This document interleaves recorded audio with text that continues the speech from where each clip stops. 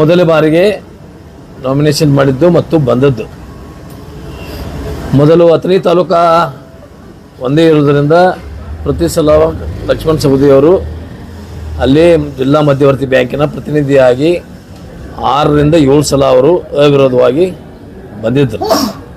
ಇವತ್ತು ಕಾಗವಾಡ ತಾಲೂಕು ಆಗಿದ್ದರಿಂದ ಅಲ್ಲಿಗೆ ಒಂದು ಅವಕಾಶ ಸಿಕ್ಕ ನಂತರ ನಾನು ಎಲ್ಲರ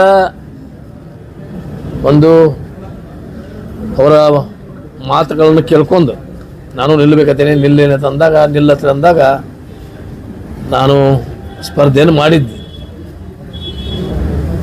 ಆಮೇಲೆ ನಮ್ಮ ವಿರೋಧವಾಗಿ ಮಾಜಿ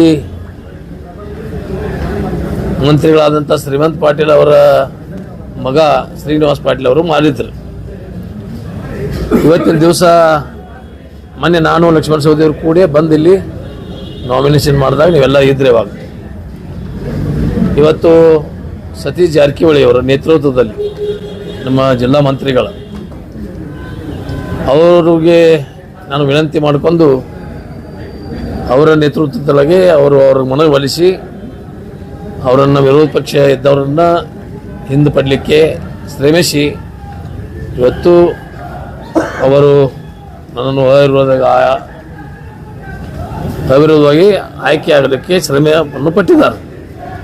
ನಾನು ಯಾವ ಪಂಗಡ ಅಥವಾ ಯಾರು ಪರ ವಿರೋಧ ಇಲ್ಲ, ಮೊದಲು ಹೇಳಿದ್ದೀನಿ ನಾನು.